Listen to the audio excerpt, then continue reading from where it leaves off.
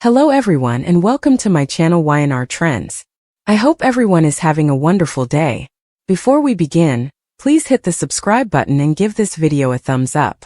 Claire throws water in Audra's face after Kyle tells her it's over. On this occasion of the young and the restless, Kyle makes a life-changing decision. Lauren cautions Michael, and Claire puts Audra in her place.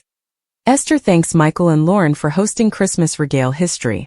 The happy couple says they were happy to do it. Esther wonders why Gloria passed out so soon during regale. Michael takes credit for spiking her drink with a bit redundant, so she wouldn't have the chance to ruin the fests. Michael tells Lauren that Diane prayed him to help get the AI program down from Victor. He says he told her that he'd see what he could do. Lauren senses her hubby is actually considering it. They both detest the idea of the program being in Victor's hands. Lauren reminds him of his want to broker peace in Genoa City. She wonders if that's indeed possible. Michael assures his woman that his pretensions haven't changed. He knows he must stop this war, but he's doubtful about the stylish way to do so. Lauren hates the trouble that the program poses, but worries about how Victor will reply if he finds out that Michael had a hand in crossing him. Michael isn't considering this move smoothly and knows he'd suffer Victor's wrath ever if he helps the Abbotts. He has no idea how to begin to look for the AI program. Lauren doubts anyone differently can get as close to Victor and the program as her hubby can. She insists that someone must get the program down from Victor. She suggests her hubby must do it in a way that Victor no way finds out about his involvement. Michael says he must get near to Victor than ever ahead. Lauren warns that there may be no coming back from this. Jack can't help but find the irony in Billy denting his Christmas tree as Jabot downsizes its footmark. Billy reminds his family that you must do what you have to do. He insists Victor would have destroyed it if Jack and Kyle hadn't taken Jabot offline. Jack knows they can't go into the new time like this and says their IT department is working on the aft end to strain up effects. Billy wants to know what Jack opposes about Phyllis's offer. Jack says he's banking on someone who's a true friend and has a heart. Billy isn't sure they can count on Nikki. Jack prodigies why Billy doesn't believe they can trust Nikki. Billy simply doesn't suppose she'll betray Victor. Jack reminds him that they partake a strong bond. Billy says that Victor will no way forgive Nikki if she takes his family's side over his. Jack declares that Nikki wants a marriage of coordinates, and she isn't hysterical to defy her hubby. Billy says this war is different than their fellowship. He wants to know if Nikki is willing to risk her marriage to help them. Jack doesn't suppose Nikki is willing to take Victor's conduct against what's right any longer. Billy isn't induced. Jack says they will come at this from all fronts. Jack doubts Phyllis's intentions since she doesn't want anything for herself. He wonders if she'd indeed hand the program over to them if she got it. Billy has given it a lot of study and thinks they're safer with the AI in Phyllis's hands. Jack reminds him that they've other plans. Billy hopes one of them comes through. They agree to destroy the software when they get it. Society. Kyle joins Claire at Society. They wish each other a Merry Christmas, and she shows him prints of their family gathering. Claire confesses to how deeply the conflict between Nikki and Victor seems to be cutting. Kyle says that Victor has easily put his abomination of the Abbotts above his love for his own wife. Claire believes Kyle is being a bit illegal and insists that her forefather loves her grandmother further than anything. Kyle reminds her that Jack saved Nikki's life, and says that Victor must be stopped at all costs. Claire wants to know why he told her what Victor planned to do with Jabot. Kyle admits that her help would be appreciated, but he no way intended to matriculate her help. Claire feels shamefaced for reigniting the Abbott/Newman feud. Kyle knows that Commodity ultimately would have done it anyway. Claire is thankful to Jack for saving her grandmother, but she can see it from Victor's point also. She points out how Jack took a crazy threat that could have ended veritably poorly. She believes it's stylish if she remains neutral. Kyle doesn't want to put any pressure on Claire. She thanks him for understanding. They agree to change the subject and talk about Kyle's Christmas. Claire is happy to hear that Harrison's fests weren't ruined. Holden enters and approaches the brace. Kyle is shocked to learn Claire and Holden have plans to eat together. Claire says she'd like to stop by and visit Harrison. A rattled Kyle says she should call first or stay for Mrs. Martinez to bring him by the estate. Claire chases after Kyle as he bolts. Kyle tells Claire that it's clear that this is what she wants right now. He says he must get back to living his life, and effects just weren't meant to be with them. Audra eavesdrops from around the corner of the building. Audra approaches Holden and Prodigy's where his little gal is. Claire returns from before and wants to know how any of this enterprises Audra. Audra says she's only concerned about what she saw between her and Kyle at the entrance. Claire warns Audra that she doesn't want to cross her right now. Audra accuses Claire of being inhuman about playing these two men. Claire grabs a mug of water and throws it in Audra's face. Adam sits at the bar and notices as Sally walks by, and attempts to avoid him. Adam flags her down and prodigies if there will ever be a time when they can talk without all this pressure between them. Sally snappily points out that he's the cause of the tension. Adam claims he was just reporting the news. Sally calls out that he's sporting a false narrative about being a changed man. He reminds her that reporting the news and data is his job. He asked Jack to go on the record, but he passed. Sally reminds him that he asked Jack after the fact. She takes a dig at him about cheating on her with Chelsea, and calls out his unpredictable relationship with the Verity. Adam has given up on trying to get her remission for his transgression. Sally accuses him of only minding about doing his father's bidding and ruining her big night. Adam says he'd no intention of hurting her. Sally accuses him of no way allowing effects through and leaving contributory damage far and wide when it comes to dealing with Billy. Adam doesn't condemn her for questioning his character, but promises he has grown. She's proud of the father he has come, but doesn't like the ruthless business side of him. Sally suggests that Adam is getting just like his father. Adam says he respects and admires his father, but he isn't trying to be him. He says there's a lot she doesn't know about where effects stand now and what his family faces to lose. Sally suggests that Adam being his own man is too important to ask. Adam reminds her that the Abbotts aren't innocent and thinks that Billy has her mind all boggled. Sally accuses Adam of doing the same thing with Chelsea and says she and Billy will take Abbott dispatches to full success. Adam knows she must be bothered that the old Billy will come back in full force. Chelsea enters and sluggishly approaches. Sally and Chelsea agree that the war must end. Sally wants to know if Chelsea can weigh in on the bullet Adam fired directly at Jabot. Chelsea and Adam assure Sally that there's no trouble to Jabot. Sally leaves after reminding them that Abbott Dispatches is just as able of firing media dum-dums. Chelsea tells Adam that Sally is right and she's had enough. She wants out if Adam continues to let Victor use their company as an attack weapon. Billy's house. Sally joins Billy and Jack and tells them about her run heft with Chelsea and Adam. Jack can't believe how Adam is betraying their friendship. Abbott Mansion. Kyle sits alone in study as Jack enters. Kyle tells his father that he just made a decision to change his life. Claire and Holden make plans to ring in the new year together. Kane tells Lily there's no bone differently he'd rather spend New Year's Eve with. Nick and Matt meet at Chancellor Park Overlook. Kyle remains seated at the Abbott manse long after Jack enters, the silence between father and son heavy with everything unsaid, and when Jack eventually speaks, his voice is gentle but guarded, asking Kyle what kind of life-changing decision could have left him looking so concave, and Kyle admits that for the first time in his life, he chose to walk down before he hurt someone he watched about indeed more deeply, confessing that Claire didn't earn to be caught in the crossfire between Newman fidelity and Abbott revenge, especially when Victor refuses to stop raising a war that has formerly bring too numerous people too much.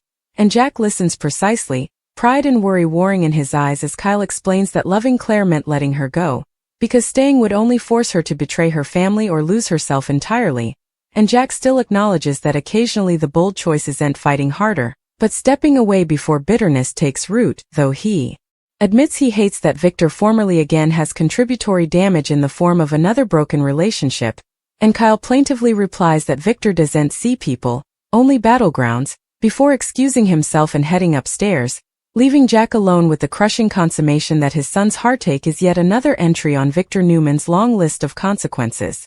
Meanwhile, across city, Claire and Holden sit together in an intimate corner cell, the fate of the society battle still wobbling beneath Claire's skin, her hands pulsing slightly as she renewals the moment she threw water in Audra's face, an act so unlike her that Holden gently asks if she's okay, and Claire admits she's not sure who she indeed honored in that moment, explaining that commodity snapped when Audra indicted her of being inhuman, because Claire has spent her entire life being careful, composed, and accommodating, always choosing tactfulness over emotion, and yet Kyle's abrupt decision to walk down made her feel helpless for the first time, and Holden listens without judgment, telling her that occasionally people push us until the verity spills out whether we're ready or not, and Claire still admits that Kyle didn't just break up with her. He decided for her, and that hurt more than she wants to admit, egging Holden to offer a steady presence rather than romantic pressure, which Claire appreciates as she suggests they concentrate on the new year ahead rather of the wreckage behind them. However, deep down she knows that Kyle's absence will echo long after night strikes. Not far down, Audra storms into the bathroom at Society, furious and sopping, her makeup slightly soiled but her rage impeccably complete, and as she dabs at her face, she mutters that Claire Newman has just declared war, covenanting that no bone humiliates Audra Charles and gets down with it, especially not a sheltered descendant pretending to be innocently superior. And when she steps back into the main room, she locks eyes compactly with Kyle's empty seat, staring as she decides that broken hearts are openings, and if Claire wants to play rough, Audra will happily oblige. At Crimson Lights, Lauren presses Michael formally further about his dangerous propinquity to Victor, reminding him that every step closer could pull him past the point of no return, and Michael admits that Victor trusts him now more than ever, which is precisely why this might be the only chance to neutralize the AI trouble without crumping a full-scale war, confessing that he's considering situating himself as necessary so Victor no way suspects treason, but Lauren worries that Victor always senses disloyalty ultimately, and when he doesn't forgive, he destroys, and Michael still says that if immolating his own standing is what it takes to cover Genoa City from getting contributory damage, he's willing to pay that price. Though Lauren's fear is unmistakable as she asks what happens if Victor makes Michael choose sides intimately, knowing there may be no way to stand with the Abbotts and survive the fallout. Across city, Jack and Billy reconvene with Phyllis and Sally, pressure thick as Sally recounts Chelsea's claim to Adam, explaining that Chelsea may be the only one able of pulling Adam back from getting Victor's deputy armament, but Jack isn't convinced Adam can ever truly escape his father's shadow. While Billy admits he's upset that Abbott dispatches could come the coming battlefield if Victor decides to strike through media manipulation, egging Phyllis to suggest that public exposure might be their strongest defense, though Jack hesitates, knowing that formerly secrets are unleashed, they can't be contained, and Sally warns that Victor thrives in chaos, feeding off retribution, making it clear that the timepiece is ticking before someone fires the first unrecoverable shot. At Newman Ranch, Nikki sits alone by the fire, gaping at a print from Christmas Regale, visited by the fracture growing between herself and Victor, and when Victor enters, formerly bristling with pressure, she confronts him about the widening fallout, asking how numerous further lives he's willing to disrupt in the name of vengeance, and Victor responds coldly that the Abbotts forced his hand, averring that Jack's hindrance crossed an insupportable line, but Nikki pushes back harder than ever ahead, declaring that Jack saved her life, and no vendetta justifies turning Genoa City into a battleground, and for the first time Victor realizes that Nikki isn't pretending, she's set to stand against him if necessary, a consummation that shakes indeed him. Away, Adam and Chelsea sit in uneasy silence, the weight of Sally's words moping, and Chelsea eventually admits she won't stay if Newman Media becomes Victor's particular bullet launcher, forcing Adam to defy the possibility that in trying to prove himself to his father, he's risking the very family he claims to cover. And though Adam insists he's walking a careful line, Chelsea counters that Victor doesn't believe in lines, only domination, leaving Adam gaping into the void between fidelity and autonomy. As New Year's Eve approaches, Genoa City stands on the point of multiple fractures, Kyle mourning the love he let go, Claire questioning whether impartiality is indeed possible, Michael inching near to a man who could destroy him, Nikki preparing to defy her hubby, and Victor poised to strike again, because in this city, peace is always temporary, secrets are no way safe, and every choice carries consequences that ripple far beyond the moment they're made. And as night looms, one thing becomes chillingly clear: the war is far from over, and someone is about to make a move that will change everything. The snow falls vocally over Genoa City, deceptively calm as the city braces for another emotional earthquake, because beneath the twinkling lights and seasonal goodwill, fractures are widening, alliances are bending, and trueness are beginning to surface whether anyone is ready for them or not. At the Abbott manse, Jack remains alone in the living room long after Kyle retreats upstairs, gaping at the fire as it crackles, reminding him uncomfortably of all the times he allowed he'd defended his family, only to realize that Victor Newman always finds a way to transit through the cracks. Jack pours himself a drink but slightly touches it.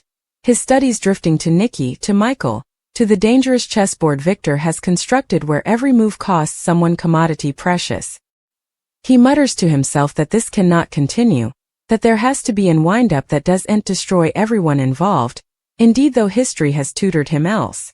Upstairs, Kyle sits on the edge of his bed, his phone face down beside him, defying the appetite to reach out to Claire, knowing that if he hears her voice, his resoluteness may deteriorate. He renewals the moment at society when he saw Holden approach her, the covetousness that burned suddenly, and the sharp consummation that he'd no right to feel jealous after deciding to walk down. Kyle tells himself he did the right thing, that loving someone occasionally means stepping away, but the verity is far messier than the sense he's adhering to. He wonders if Victor anticipated this fallout, if his forefather-in-law has formerly again succeeded in crumping emotional landmines without ever getting his hands dirty, and the study makes Kyle grip his jaw as he vows quietly that Victor Newman won't mandate the rest of his life. Across city, Claire returns to the Newman estate, still shaken, still damp emotionally from the battle with Audra, and still reeling from Kyle's abrupt farewell.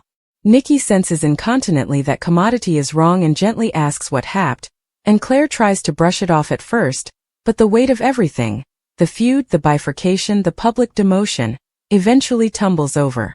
She admits that Kyle ended affects, that he said they weren't meant to be, and Nikki's heart breaks for her granddaughter, indeed as she recognizes the deeper forces at play.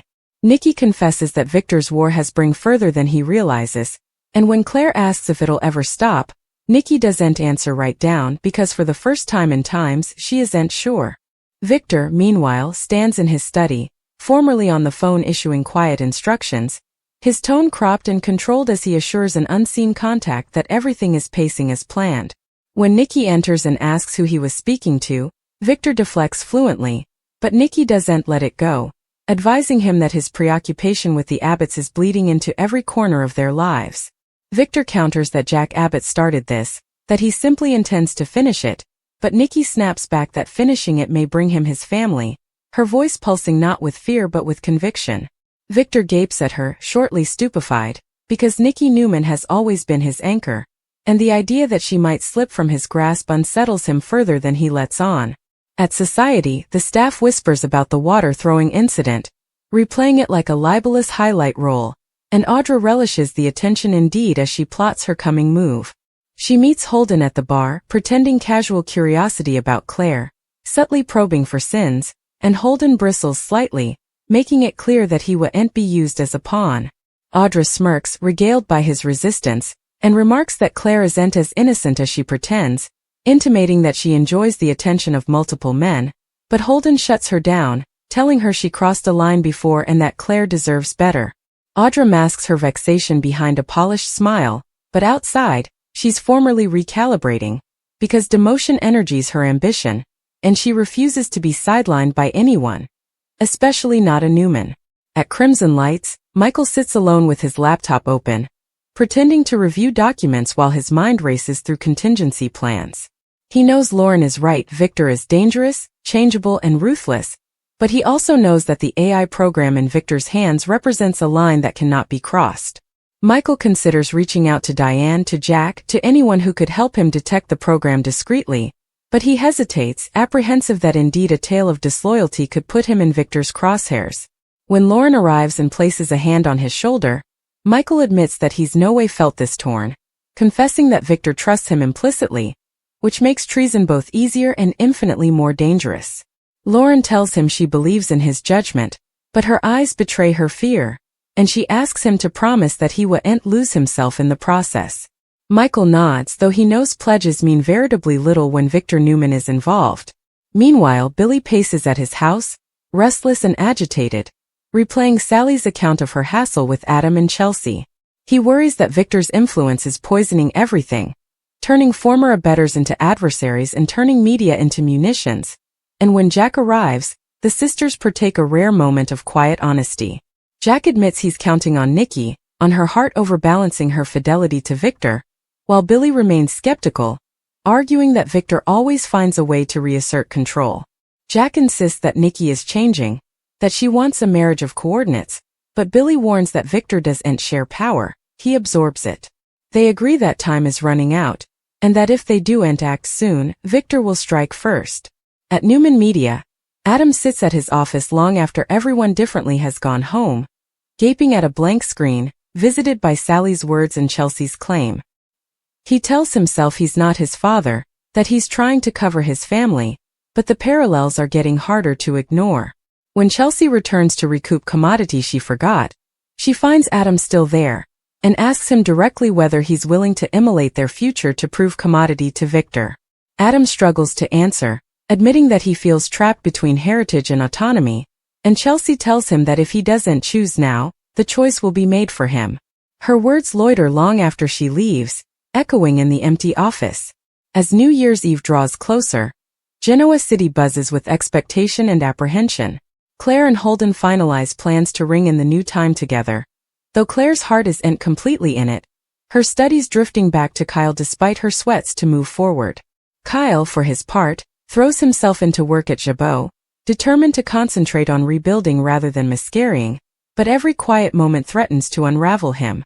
Audra still reaches out to a mysterious contact, intimating at information that could shift the balance of power, while Michael edges near to Victor, offering counsel and support that only deepens Victor's trust. And also, in an isolated corner of Chancellor Park overlook, Nick meets Matt under the cold downtime sky, their breath visible as pressure hangs thick between them. Matt reveals that Victor's plans are more advanced than anyone realizes, that the AI program isn't just theoretical, it's functional, able of manipulating data, media narratives, and fiscal requests with intimidating perfection. Nick demands to know why Matt is telling him this now, and Matt admits he's hysterical of what Victor will do if left unbounded. Nick realizes that the war has reached a new position, one that threatens not just the Abbotts, but the entire megacity, and he knows he must act snappily, indeed if it means standing against his own father. As the timepiece ticks toward night, alliances strain, secrets impend, and the pledge of a fresh launch feels more like a warning than a stopgap. Because in Genoa City the new time no way arrives still. It explodes into being, dragging everyone along with it, whether they're ready or not.